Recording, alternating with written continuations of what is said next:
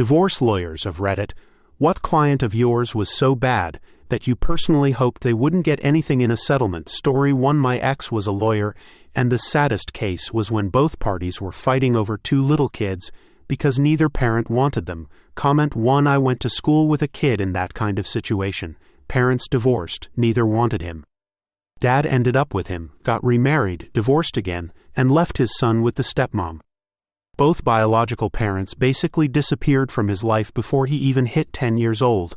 Unsurprisingly, the kid had a lot of issues. Story 2. Client got caught cheating on his wife, wanted a divorce but didn't have the courage to tell her so, and asked me to inform her he was filing for divorce 2 days after she had his child. Comment 1. Good Lord. What a complete and utter coward. Having a kid is hard. I try not to judge people who split not too long after having a kid, because it really does surface things about a significant other that you wouldn't find out unless you had a kid. And I don't think a miserable couple is good for a kid necessarily.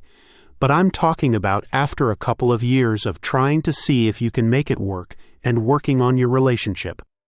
How are you going to leave 2 days after the baby is born? Story 3. It's not that I hoped my client would get screwed.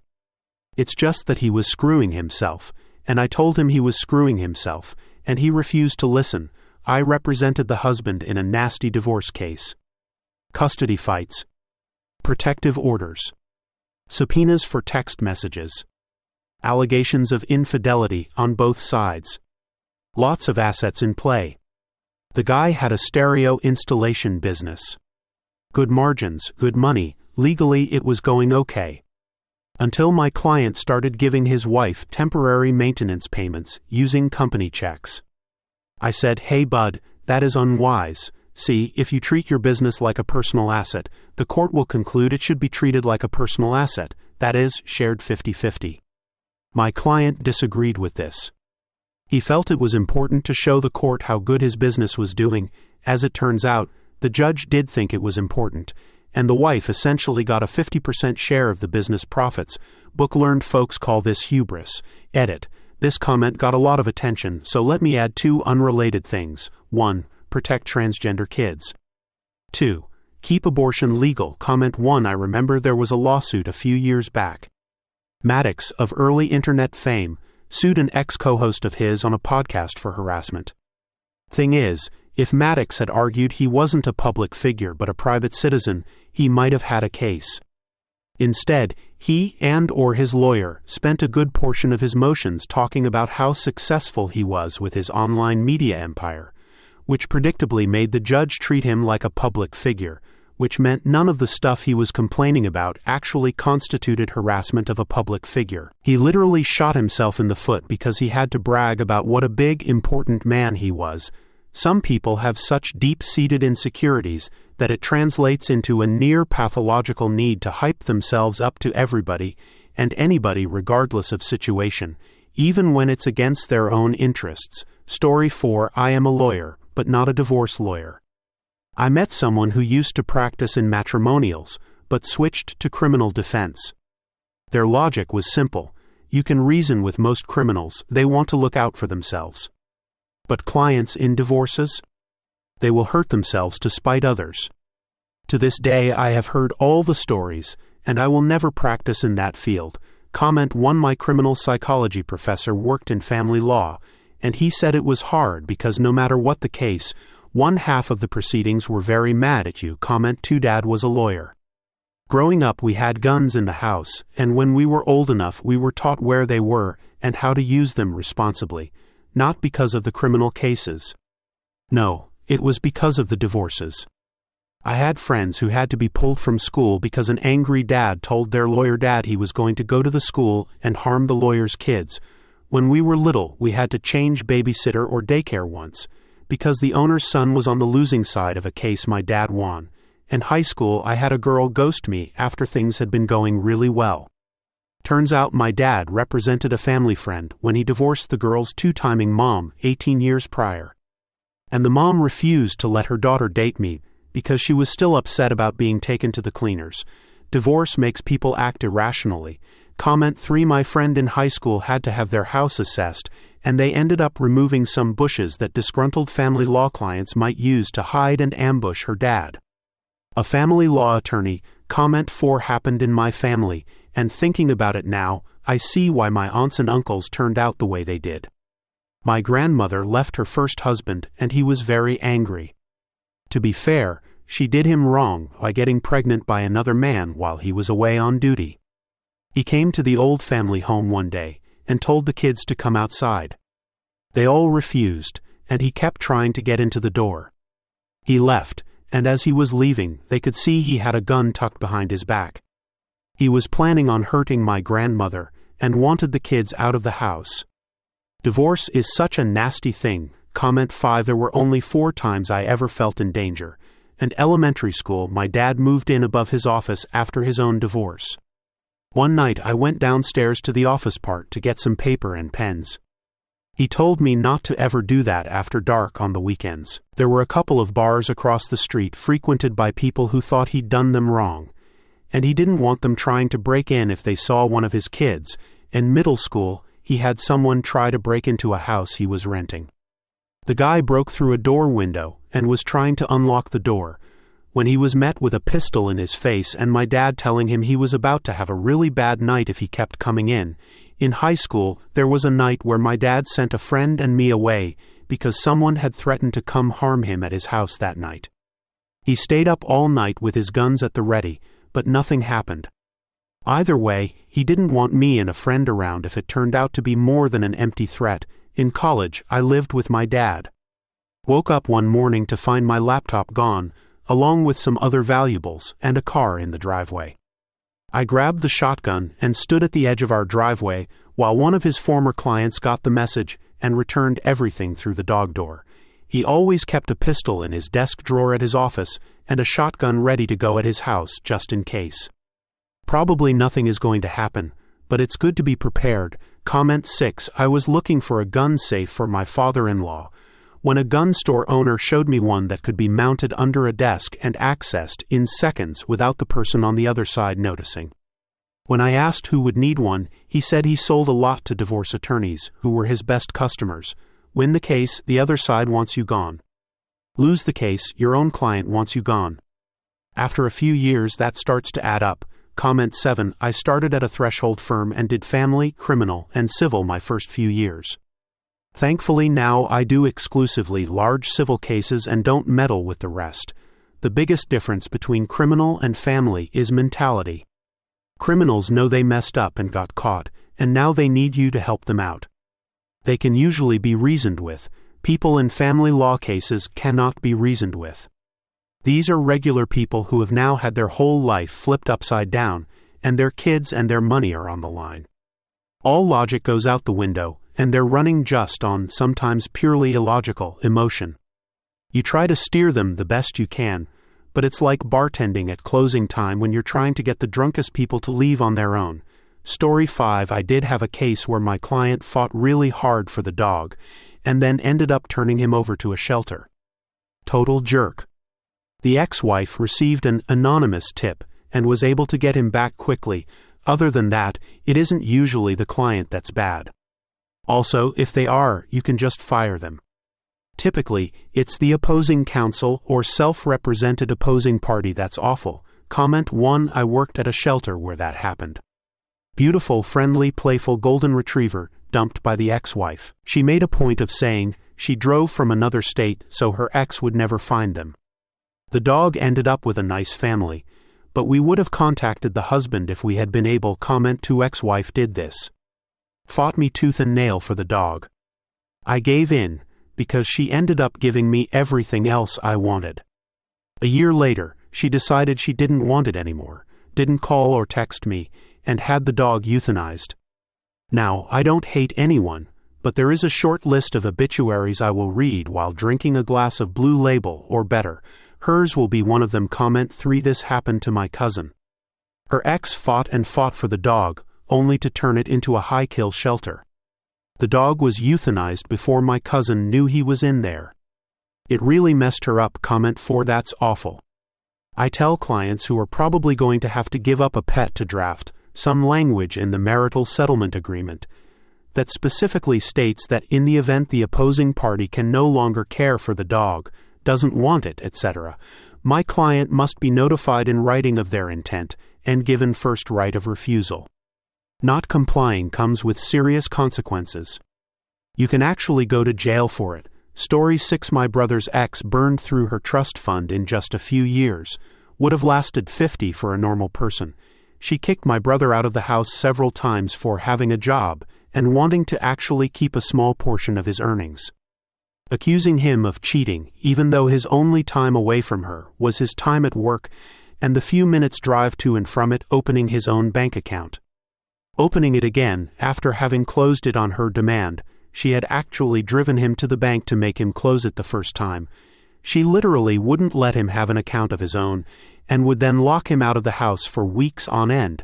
That was the end of that. Story 7. When my ex moved out, he said he didn't want to continue his relationship with the child we had adopted. And he wanted some me time for a few months before having to take the teenagers, maybe one weekend a month. Our mediation lawyer was absolutely dumbfounded. She flat out told him, "I can't go before the judge with an agreement that says you just aren't ever going to see your kids again. That will look very bad for you." Comment 1. I don't know. If I were the mediator, I would be tempted to let him not see the kids. The kids don't need to be subjected to someone that doesn't want them. And then I would have given you more of the financial assets. Comment 2. My ex actually used the phrase, "Parenting isn't as rewarding as I thought it would be." At the time, I was so hurt for our kids, especially our son, who had already been rejected by his biological parents, that I pushed back. It's kind of a coin toss if it is better or worse for that, honestly. Story 8. While going through initial divorce proceedings, my ex wrote up most of his own documents and had his lawyer sign off. My ex was a disbarred Yale law graduate who knew nothing about family law. He was also an extreme narcissist and sociopath who couldn't grasp that everything wasn't his. His lawyer called my lawyer to apologize on a professional level for the documents he was about to send, explaining my ex insisted. He wanted her to know he didn't write it and it wasn't to be taken seriously. Comment 1. I have a friend who is a lawyer. There are certain unofficial phrases that lawyers use to tell other lawyers and judges that they know something is nonsense, but that they have to try anyway. Things like, "My client has instructed me to." Comment 2. My ex's lawyer apologizing to my lawyer also happened a lot throughout my divorce and was oddly satisfying, in an "oh so it really wasn't just me" kind of way. I ended up on an email chain with me, my lawyer, and my ex's lawyer, but not my ex, which generally consisted of my ex's lawyer going, "Yeah, sorry," and occasionally asking me if I knew how to get a hold of him because he kept ghosting his own lawyer. Story 9. When my ex and I got divorced, we were fairly poor. Mostly a DIY divorce, but we had to appear in court to finalize it. He was abusive and an alcoholic, so when it came to splitting our belongings, I let him take everything to make the process easier, literally everything.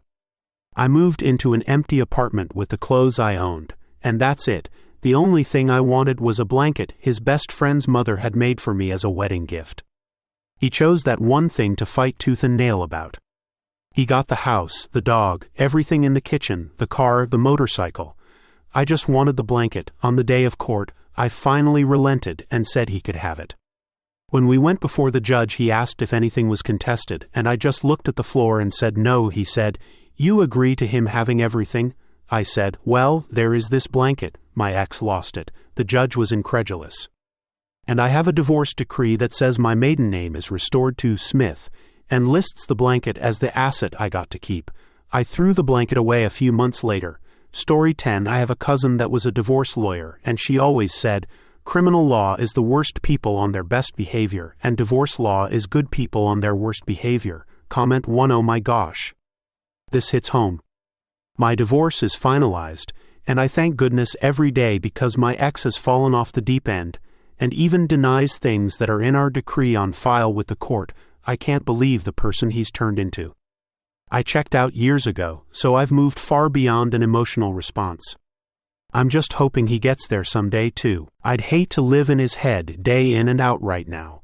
Story 11. Anytime I see one of these stories, all I can think of is the Beanie Babies couple. Comment 1. There's a photo that's often reposted online of a couple in court on the floor, desperately separating out their Beanie Babies. At the time, there was a weird market. People thought these plush toys would be worth thousands.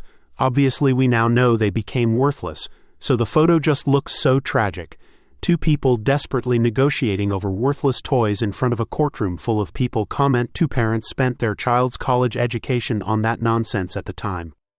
People will go all in on a get-rich-quick scheme, no matter how dumb it is. Comment 3. I got so much grief for letting my kids play with the Beanie Babies, including, gasp, pulling off the tags.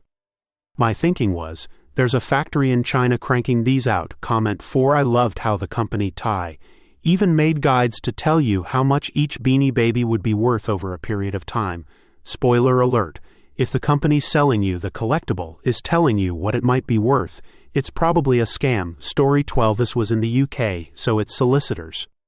But all the same, someone else in the office had a family case where she decided she wasn't going to work for the client anymore, because they were becoming increasingly difficult to deal with. It was a long time ago, so I can't remember for sure, but after we stopped working for them, I think they started harassing the solicitor, calling her multiple times a day, and just generally being a nuisance. A couple of days later, I realized a car had been sitting in our car park for quite a while with people inside just staring into my ground floor office. I asked the receptionist what was going on, and we realized it was this person who had been dropped as a client. The branch manager went out to the car and told them it was a private car park and they had to leave. There was a lot of shouting on the ex-client's part, plus whoever was in the car with them. Eventually they left, but the strange part was that they filmed the entire thing, as if them sitting on private property attempting to harass the staff was a win for them.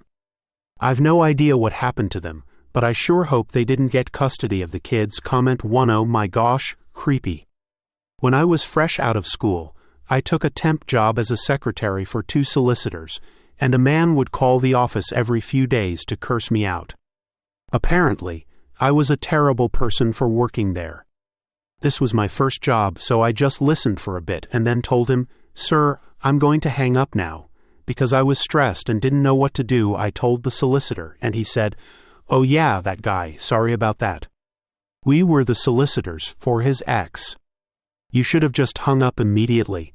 I was so young. Story 13. Not a divorce lawyer, but I did do some family work during my articles. Never had a client so bad that I hoped they didn't get anything, but I certainly had one that I lost a lot of sympathy for. At a client who had visitation with his daughter every 2 weeks over Skype. He came to me saying that she never showed up. I went to the other side and asked what was going on. They told me that the daughter waits every time and my client never shows up. I resent the schedule to my client and the other lawyer and reminded everyone to show up. 2 weeks later, my client is back telling me that his daughter didn't show up. I send the schedule to everyone again with stronger wording about showing up. The other lawyer tells me that my client is lying because the daughter has shown up every time and he has never even logged on. We go through this charade a few times, and finally I start sending reminders to both parties about the evening's Skype session. After about the 3rd time of sending reminders on the day of, my client emails me that it's not the right day for the Skype session. This guy had been signing in on the wrong every other week for months and had never once bothered to check the schedule that I had repeatedly given him or read the reminders I had sent. I had felt bad that he hadn't been able to see his daughter before this, but after. Not a whole lot of sympathy. Comment 1. I was ready for this to turn out to be a tech issue where he didn't know how to use Skype or something, but that was even worse. Like, everyone makes mistakes but care enough to double-check the basics, especially after things don't go right the first time, or second or third. Story 14. A previous time this was asked, one person chimed in and mentioned a pet parrot. They were to share custody until the parrot died. They can live a long time, but neither was allowed to teach the parrot to swear at the other. Comment 1. If I was the ex-wife, I'd teach it to say dazzlingly wonderful things about me. Nothing like living with a bird that likes to remind you how great your ex was. Story 15. My dad was the walking dictionary definition of a narcissist. We lived in a very rural area when he and my mum split, living on the same rural road, approximately a 10-minute drive from each other, by the way. He went through every lawyer in the next town over trying to hurt her through ongoing custody disputes, demanding things that weren't legal, even having the police raid our house for weapons and substances, despite him being the one with those things, just to make her look bad. Some lawyers fired him, most he fired. Fast forward 20 years, my stepmom is in the process of divorcing him. His kids from that marriage were late teens and didn't want anything to do with him, so he couldn't use them as leverage. Instead, he used the farm to try and cheat her out of a fair settlement. He repeated the same process with different lawyers, except getting the police involved this time. The funniest thing was my stepmom ended up using the same lawyer my mum did all those years ago. The two mums are great friends now. Dad died of a heart attack last year. He left no will, so we had to call every lawyer in the 3 surrounding towns to see if he had one with them. They didn't, but they all remembered him. Word got around fast, and most wouldn't work for him, so yeah, his farm has cost us around $10,000 in legal fees plus funeral costs. That selfish man. Story 16. Not a divorce lawyer, but this happened with a family member.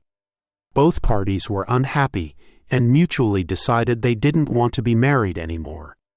This was back in the day when it was more viable to be a single-income family. She was a homemaker for over 30 years, raising their 4 kids. He was fine with her leaving and them getting a divorce.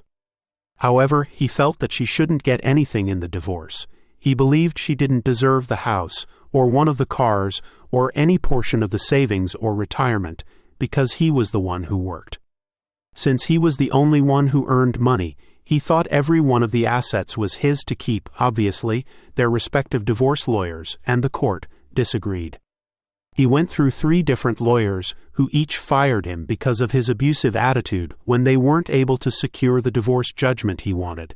He keeps everything, she gets nothing. Then he decided that the court wasn't allowed to pass any judgments in the case if he wasn't present. So he just stopped attending any of the hearings, which worked the first 2 times. After rescheduling twice, the court lost patience and just ruled in her favor on every item because he wasn't there to contest anything. I'm very sure that in the end, they just followed the state's standard guidelines for dividing things up. But yeah, he probably deserved to get burned a bit more than he did, given how he handled it all. Story 17. I was a paralegal on a case where 2 oil industry heirs were fighting over their kids. Each said the other parent was causing emotional harm to the children as a way to get attention. Neither parent worked. They each pulled in $100,000 a month in trust money.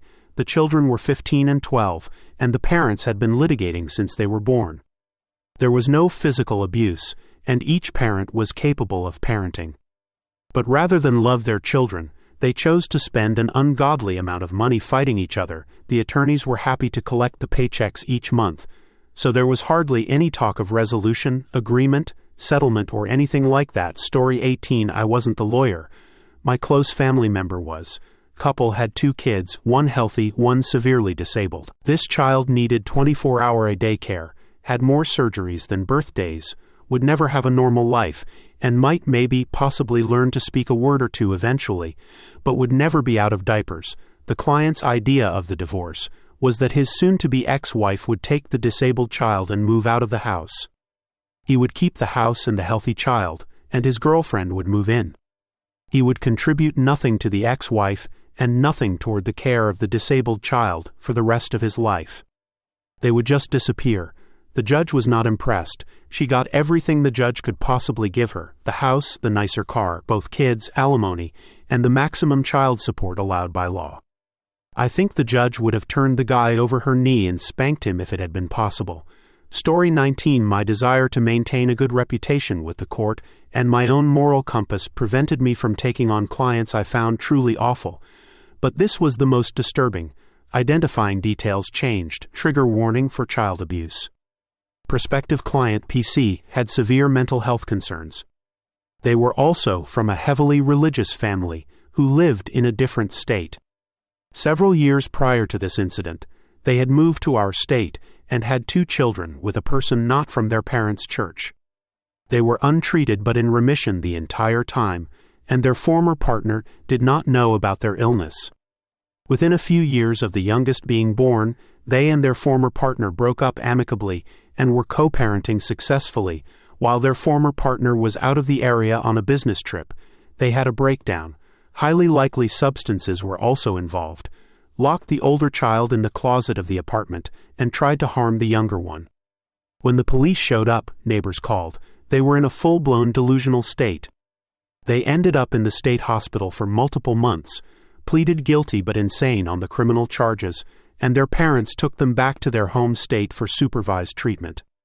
Co-parent former partner got a protective order for the children, and later full custody at a hearing the PC didn't attend because they were still in custody and fully delusional.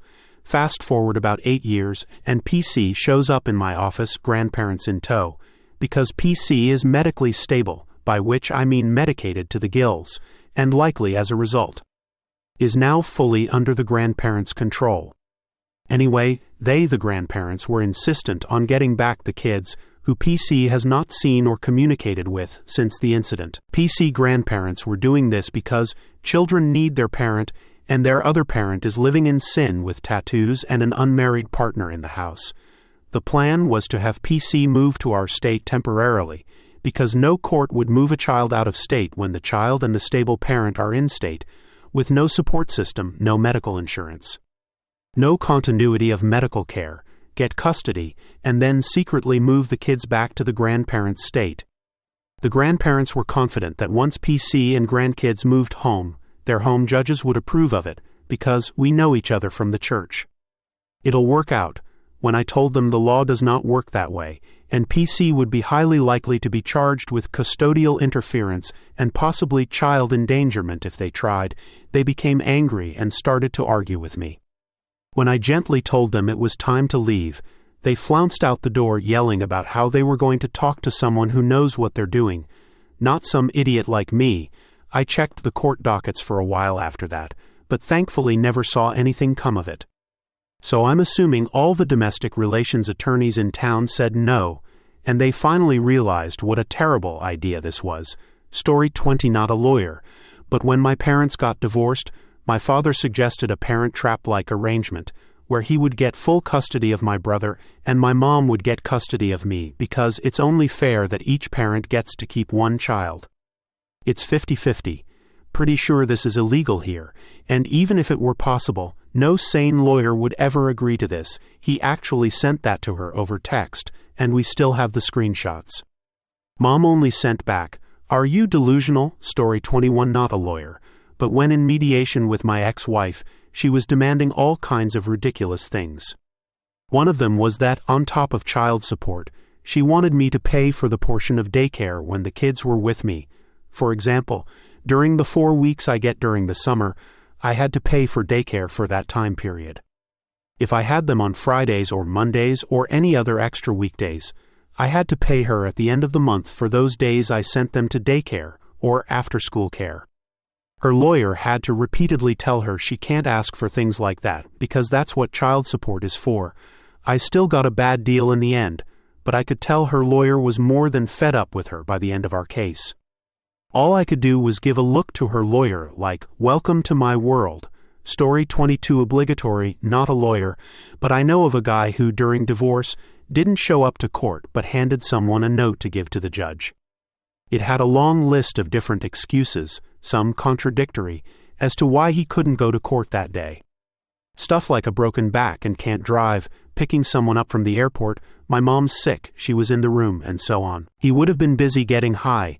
Later, it came out that he was a serial child abuser. Story 23. Not an attorney, but my parents spent tens of thousands on a divorce and dragged us kids through all the nonsense associated with it, only to get back together 8 months later, not fully going through with the divorce, and setting us back financially for years. We lost all of our cattle and most of our land, then followed 10 years of them constantly fighting and hating each other, until they got divorced when I was 19. Once again, they spent thousands and dragged us kids along with them, using us as pawns against each other with threats of cutting us off if we didn't comply. One reason they fought so much was because of money they had spent on the first divorce. Moral of the story: if you're going to get a divorce, go through with it the first time. Also, don't stay married for the kids. I'd much rather have split time between my parents than live with two people who hated each other. She got back with him because she believed he'd changed.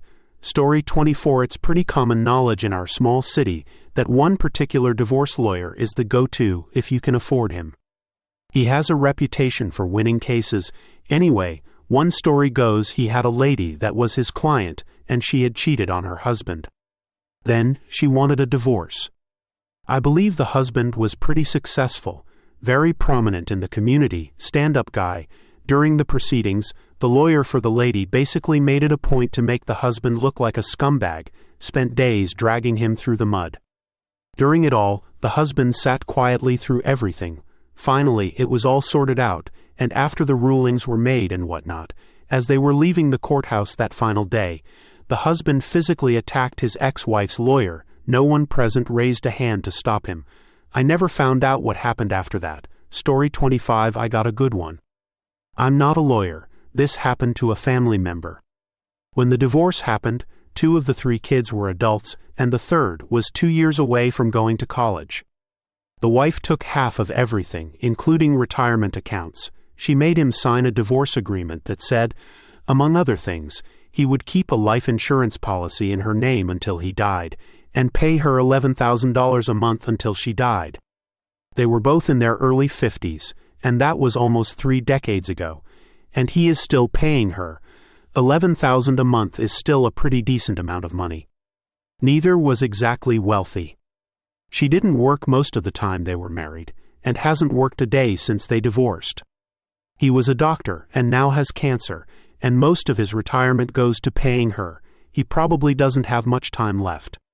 But the ex-wife has threatened their children, saying that everything he has must go to her when he passes. He's so out of it now that he doesn't even remember the agreement, and the children are stuck managing his finances and having to pay their mother every month, even though they don't speak to her anymore, and she doesn't even want to see her grandchildren. The whole situation is unbelievable. Story 26. I am not anything near a divorce lawyer, but my clinical psychology teacher specializes in kids and relationships. He said the worst place in the world is divorce court. Sometimes he has to sit in with divorcing couples. He said until you witness divorce court, you'll never see anyone so brutal, spiteful, and sometimes just plain cruel. Props to divorce lawyers, I suppose, because someone has got to do it. It seems tough. Story 27. I used to volunteer at an animal shelter. There was one beautiful large dog there who barely fit in the kennel. He had been surrendered because his owners had divorced and couldn't agree on who got to keep him. Comment: 1 year of volunteering at a shelter, and I've seen multiple dogs come in because of divorces, though not usually in the split-the-baby type case you're describing. The good news is that those dogs are often well-behaved and easy to adopt out. We did have one dog who was with us for a very, very long time. One day, this guy came in and recognized her. It was his beloved dog. His ex had told him the dog had died, and then surrendered the dog to the shelter. So he didn't realize the dog was alive and looking for a home the whole time. People can be so cruel. Story 28. Not a lawyer, but this is one of the memories my husband has of his parents' divorce. They were ordered by the courts to go to family therapy so they could learn how to co-parent. They each refused until their lawyers told them that they would be held in contempt of court for not going. So they finally went. The end of the very first session, the therapist said that the best course of action was for them to interact as little as possible, because they were in no way capable of being civil, even for the sake of their children. Story 29. Family lawyer here. The clients are the worst part of family law, because you see them in their worst moments during a very difficult time in their lives. That said, I certainly wasn't rooting for this one client who videotaped his ex-wife without her knowledge when she would get intoxicated to use her behavior against her. It just rubbed me the wrong way. He was also very pompous and snobby, yet would send rambling emails with numerous spelling and grammar mistakes. He just grossed me out. I had a client in a custody case that, initially, I thought had a great case against her ex. But as the case went on, I began to believe her behavior was potentially more harmful to the children than the exes. Borderline Munchausen by proxy. Story 30. Not a lawyer, but this happened with my parents. My mom went absolutely unhinged. She started stalking my dad and harassing my grandparents, doing childish things like making limos and taxis show up at their house at all hours of the day and night. It stressed my grandparents out as it was non-stop. She tried to force me and my eldest sister not to see my grandparents. They lived close to my school, so I visited anyway. She verbally abused my grandmother, calling her and saying awful things just because she was happy her son returned home from the hospital after a major heart attack. He had the heart attack while driving a truck for work. It made the news. But apparently, because my dad picked his brother up from the hospital instead of spending time with her, they were separated at the time, she took it personally. When my dad finally had enough, he sold the house as part of their separation. She ran up as many bills as she possibly could, didn't pay them, and made sure my dad was left with massive debt. All his half of the house went to paying those bills. She tried blackmailing me into staying with her so she could collect child support. She did this by threatening to harm my dog. Only problem? My dog scared her and was with me all the time.